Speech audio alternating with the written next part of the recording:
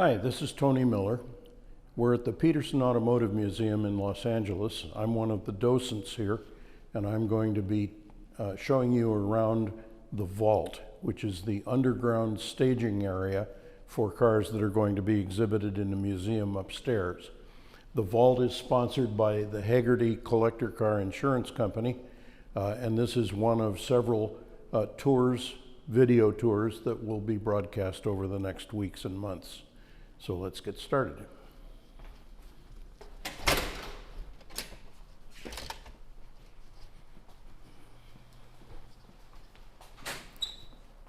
Bob Petersen was a magazine publisher who started out by publishing Hot Rod magazine in 1948, and over the next 40 years he went on to publish something like 60 titles of special interest magazines, primarily automotive material, although he also published books about guns and photography and all sorts of other guy pursuits.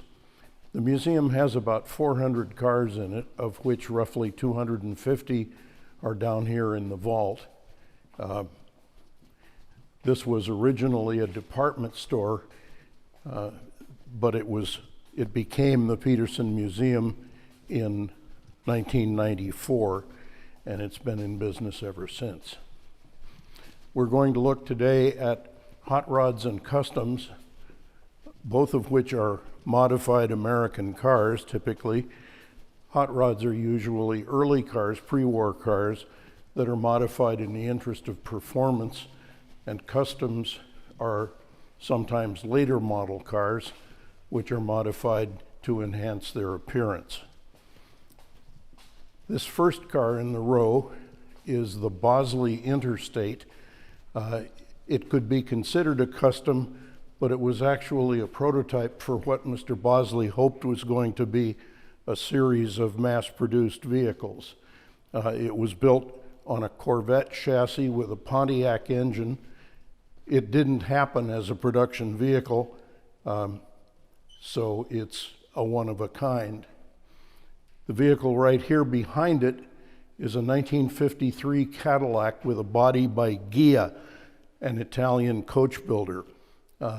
It's unusual for a custom coach builder to build on an American chassis, particularly post-World War II, but in this case, Ghia thought that they might build a limited edition Cadillac which would be sold through Cadillac dealers, but which Ghia would actually build.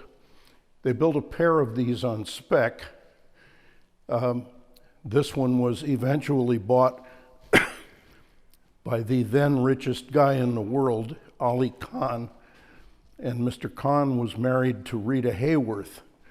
They were in the middle of a divorce during this period, and apparently he bought the Cadillac for her as a sort of peace offering, but it didn't work because she divorced him anyway and kept the car. It doesn't look a lot like a Cadillac, but its size and its presence and its luxurious detail says that Cadillac is certainly a believable make for it to have been. This El Camino next to the wall was a customized El Camino built by a fellow named Harry Bentley Bradley, who was a designer working for General Motors. He was hired away from GM by Mattel Toys, who were planning to introduce the line of Hot Wheels die-cast toy cars in 1966, 67. This was Harry's personal car, and Mr. Handler, who was the chairman of Mattel, saw it in the parking lot one day and said, "That's what I want Hot Wheels to look like." So in a way, this could be considered to be the first Hot Wheels car, although it's a much bigger one than most. Here we have a row of Impalas from the 1960s. The red one in the middle and the blue one on the far side are both lowriders, and they were part of our lowrider exhibit that was open last season. The thing to notice on these cars is the incredible level of detail. Multiple colors, fades, metal flake, hand pinstriping, all sorts of detail in the paint. And if you were able to see the chassis underneath, they are just as elaborately detailed as the top side is. This car is also an Impala, a 1962.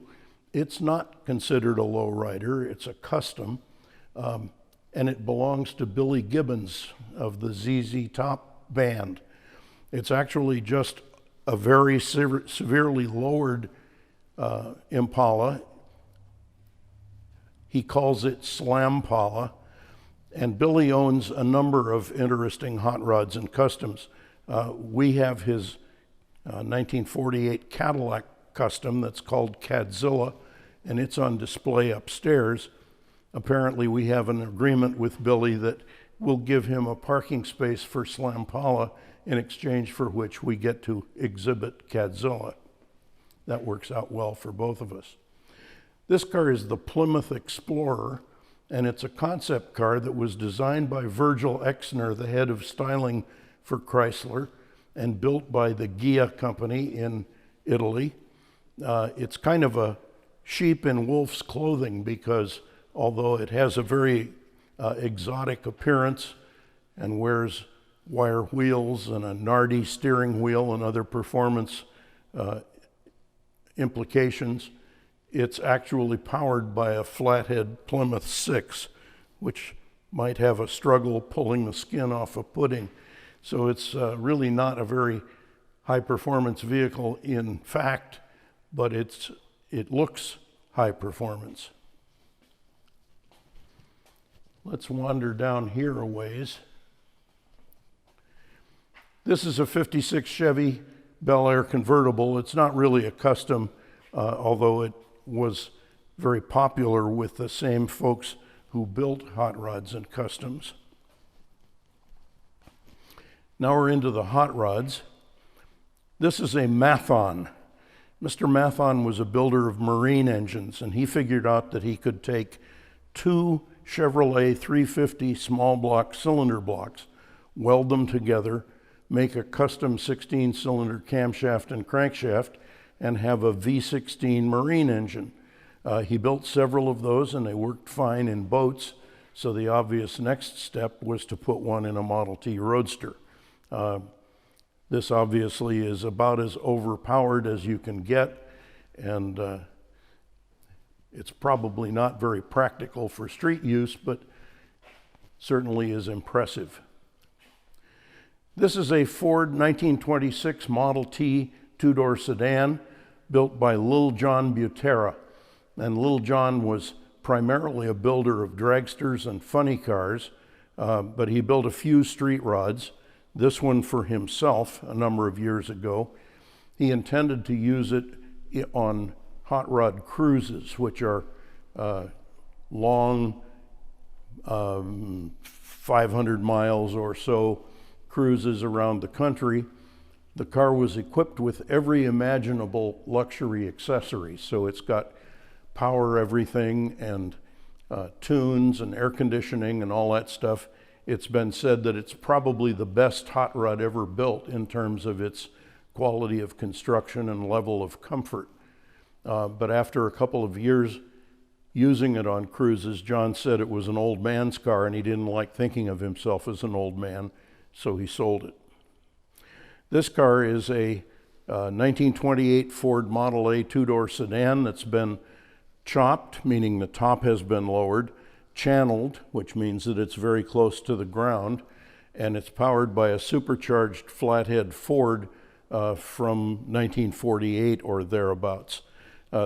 Although it looks like it's so low that it wouldn't be able to run over a bottle cap, it actually has an adjustable suspension and can be raised up to drive at a normal driving height once it's underway. The next car is a 1939 Mercury Convertible. It was customized in the 40s by a young man who was about to go off to war, and it's been preserved in exactly the condition that it was when it was first built. The top has been chopped, again lowered a bit. It has a Carson type padded removable top. Some trim has been removed to simplify it, and the car has been lowered closer to the ground. We have a stock 39 Merc convertible here somewhere, and it's interesting to see the cars side by side because you can pick out exactly what the modifications were to this one. In 1950, the Oakland Roadster show opened for the first time. It was the first big indoor hot rod and custom show, and they offered a trophy for America's Most Beautiful Roadster. The show still exists. It's now called the Grand National Roadster Show, and it happens in Pomona every January. They still offer the America's Most Beautiful Roadster trophy, or the AMBR, and the Petersen owns 11 cars that have won the AMBR trophy over the years. These two orange cars, both were built by the same guy, Ermi Immerso, and it's unusual. He's unusual in that he has won the Amber Trophy 3 times. He's the only guy in the world to have won it thrice. This one is a 1932 Ford Roadster that's called the Orange Peeler. It's powered by a flathead Ford engine, which is what was in it when it was built, but it's had hot rod aftermarket cylinder heads made, invented and engineered by Zora Arkus Duntov. Those heads allowed the engine to produce a great deal more power. So the Orange Peeler won the Amber Trophy in 1 year. I'm not remembering exactly what year it was, but he came back the following year with this car, with the Golden Star.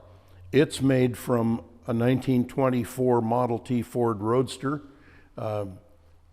It's powered by a Ford 4-cam Indy racing engine with the cylinder head swapped from side to side so that the exhaust headers come out the sides of the car instead of out the top as they did when it was in a rear-engine race car. The Golden Star did quite well. It won the Amber Trophy, Ermi's second, but its first, and it came back 2 years later and won the AMBR Trophy yet again. So he won once with Orange Peeler and twice with Golden Star. The car behind Orange Peeler here was built by Lonnie Gilbertson. It's again a Model T Roadster. It is unusual in having won the Amber Trophy twice. There are only 3 or 4 cars in history that have won 2 times, the Golden Star being one of them, but Lonnie's car also won twice. There's a rule that says if a car is entered in competition for a second time, it must be changed significantly. So in this car's case, the entire induction system was changed, the overall body color was changed, and the murals on the side were revised to include different scenes. The green car behind it is called the Alien, and it was built by a Bay Area custom painter named Art Himsel. It's a completely custom body. It's not based on any real production car. It's powered by a Ford Cobra engine, and the novel thing about it is that the top, which is so severely angled that you'd have to stoop way down to look through the windshield, but it isn't actually necessary because the center panel of the top is transparent. So you can sit normally and look through the windshield, look through the top as you're making it down the street. Over here on the other side, we have several more cars that are worth looking at. The first one, this green coupe, is considered a custom rather than a hot rod. It actually started out as a 1954 Plymouth Convertible.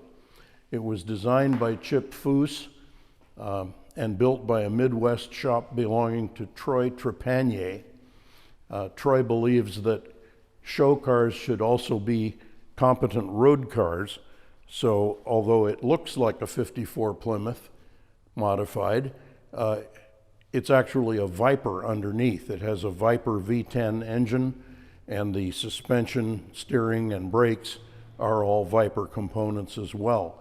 It's been driven across country twice under its own power on its own wheels, so it's demonstrated that it's the real McCoy.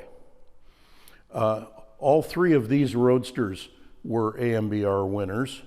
The yellow one is intended to look like a 33 Ford Roadster. It was designed by Chip Foose and built by Barry White, although not that Barry White. It belongs to the Petersen now, but it previously belonged to Mr. Sidoric, who is one of our two co-vice chairman of the board. I really like that car. I think it's very handsomely proportioned.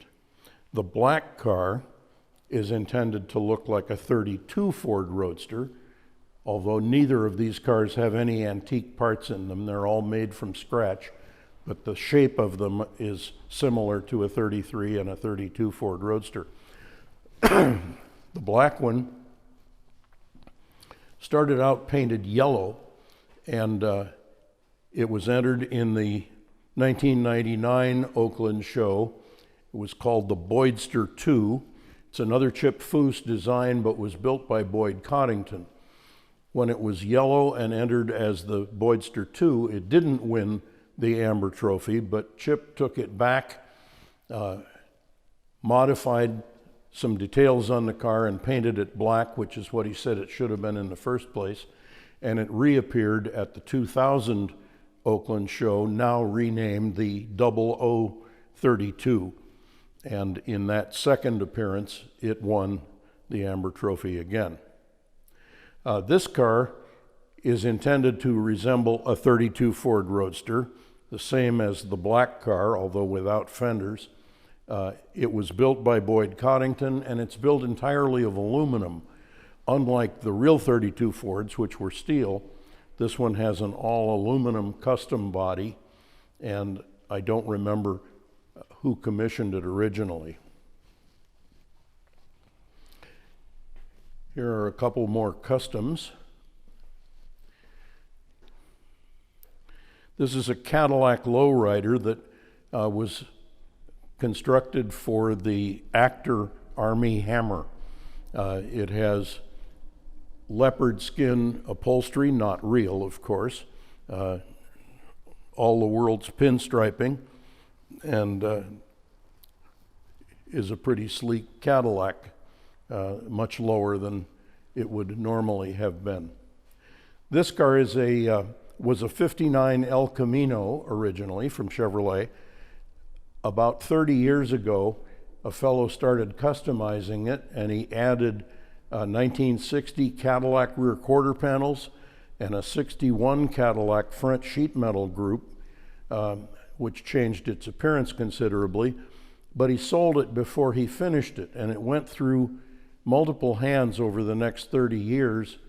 Eventually, a fellow finished it, added the transparent top, painted it, added the mono headlight that stretches across the whole front end, named it the Triton, and started exhibiting it in shows.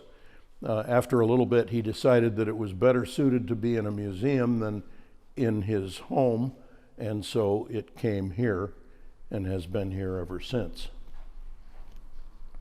This is another AMBR winner. This is called the XR6, so named because it has a 6-cylinder Dodge slant 6 engine. It was built under the inspiration of Tex Smith. Tex was the editor of Hot Rod magazine at the time this car was built, and the car was constructed by a number of different custom shops. George Barris was among them, and George put his crest on it that says Barris Customs, but actually there were 3 or 4 different custom shops that built the ends of the car. The middle portion of it is a 1927 Ford Model T Roadster, once again. I think it's fair to say about this car that the criteria for most beautiful was different in the 60s than it is today. This is a particularly historic winner of the AMBR Trophy because this won the very first one when the show opened in 1950. This was built by Bill Niekamp, who was a mechanic at a Chrysler agency here in Los Angeles. It's a 1929 Ford Roadster with a sprint car type nose, powered by a flathead Ford V8. He won the AMBR Trophy with it in 1950. The car was then sold and passed through several hands and was modified over and over again, repainted different colors. It had a Buick engine in it for a while, but eventually it was bought by another famous hot rodder named Jim Jacobs, and Jim restored it completely. He is not the first guy, he's not the only guy to have restored a famous period hot rod, but he was the first guy to do it, and it's a pretty unique piece as a result. This Roadster was built to commemorate the 50th anniversary of Hot Rod Magazine. It again is a Model T Roadster with a sprint car nose. The car that was on the cover of the very first issue of Hot Rod Magazine in 1948 was a competition roadster that belonged to a guy named Red Schlemmer. It looked just like this car.